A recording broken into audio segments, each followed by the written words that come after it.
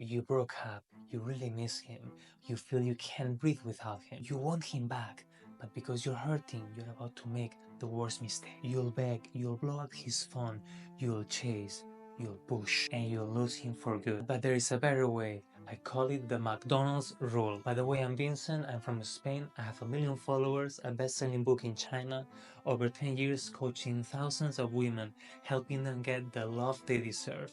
And now I'm doing the same in English. Subscribe so you don't miss the next one. Okay, so what's the McDonald's rule? Imagine this, you just ate a huge meal at McDonald's. 3 Big Macs, large fries, even maybe a McFlurry. You're so full, so stuffed, you feel sick, you don't want to see food again. And then someone walks up to you with another greasy burger and says, hey, here, eat this. So what do you do in this situation?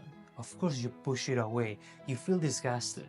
The last thing you want is more food. Well, that's exactly what's happening with your ex right now. He's full, saturated, he's had too much of you. Maybe there was too much drama, too many fights, too much pressure, too much neediness. Whatever it was, he's overwhelmed and he needs a space to digest. But what do most women trying to get their ex back do?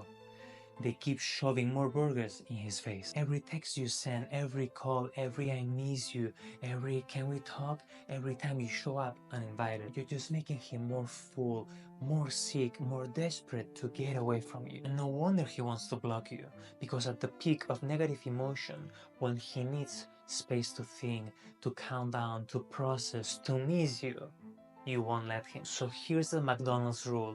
When someone is full, stop feeding them. He doesn't need more of you right now, he needs less. He needs space, he needs time, he needs to digest, to feel hungry again. And the only way he'll feel hungry for you again is if you stop. Stop texting, stop calling, stop showing up, stop begging. Just stop.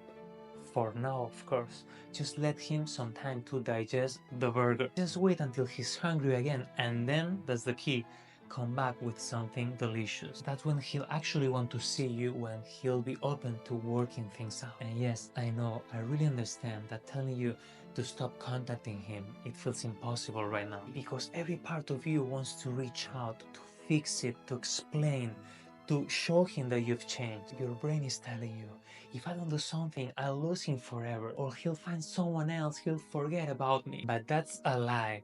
That's just your anxiety lying to you. You have to understand two things.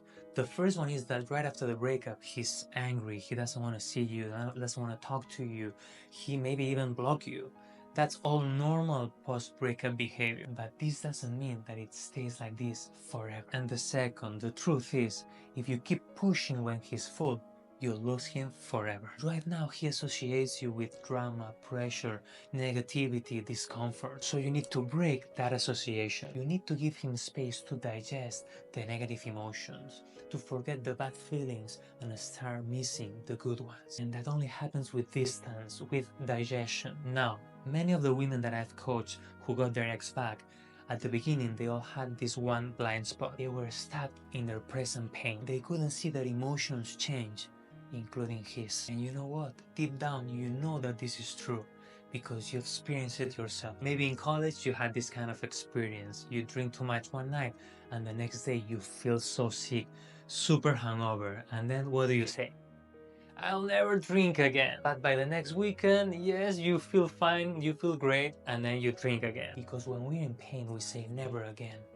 But a few days later, we feel better, and then we want it again. Your ex is the same. Right after the breakup, of course he doesn't want to see you.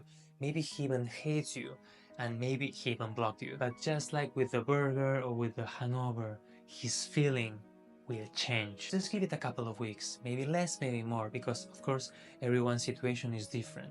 So by the way, if you want a personalized assessment of your situation, to tell you exactly what to do to get him back, you can book a call with me. There's a link in the description. The thing is, if you really give him space, soon he will be lying in bed at 2 a.m. in the morning, unable to sleep, thinking about what happened, missing you, and noticing that there are no texts from you. That's when he cannot stand it anymore, and he texts you.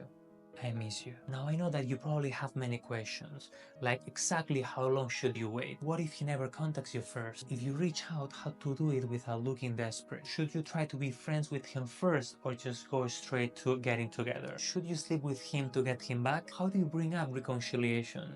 Or even better yet, how you make him ask for it? If you want me to help you with these questions, to analyze your specific situation and give you a personalized assessment, you can book a call with me. There's a link in the description.